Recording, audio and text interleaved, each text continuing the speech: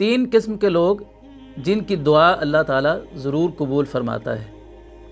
ابن ماجہ حدیث نمبر 3682 میں ہے کہ حضرت ابو ہریرہ رضی اللہ عنہ بیان کرتے ہیں، اللہ کے رسول صلی اللہ علیہ وسلم نے ارشاد فرمایا کہ تین قسم کے لوگ وہ ہیں کہ جن کی دعا اللہ تعالیٰ ضرور قبول فرماتا ہے: مظلوم کی دعا، مسافر کی دعا اور والدین کی دعا اپنی اولاد کے حق میں۔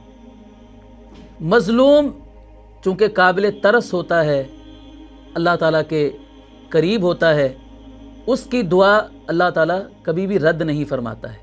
تو اس لیے ہمیں کسی پر ظلم کرنے سے بچنا چاہیے اور مظلوم کی بد دعا لینے سے بچنا چاہیے۔ ظاہر ہے کہ مظلوم جب اس پر کوئی ظلم کرے گا تو وہ کسی کے لیے دعا نہیں کرے گا، بلکہ جب وہ ظلم کی چکی میں پس رہا ہوگا تو ظالم کے لیے یقیناً بد دعا کرے گا۔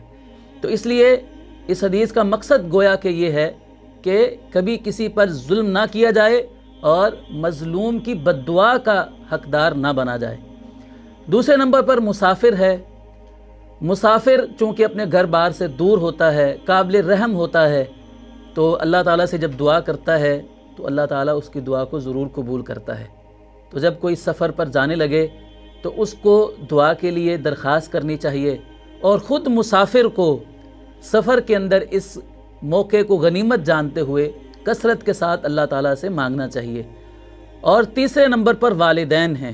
والدین اپنی اولاد کے لیے دعا یا بد دعا کریں تو اللہ تعالیٰ اس کو قبول فرماتا ہے۔ تو اس میں اولاد کے لیے سبق ہے کہ وہ اپنی والدین کی خدمت کرے، ان کے ساتھ حسن سلوک کرے، تاکہ والدین اولاد سے خوش ہو کر ان کے لیے دعا کریں، اور اس کے برعکس اولاد والدین کو ناراض کرنے سے بچے۔ کہیں ایسا نہ ہو کہ والدین اولاد سے ناراض ہو کر غصے میں آ کر اپنی اولاد کے لیے بد دعا کر دیں اور ان کے لیے نقصان کا باعث بن جائے۔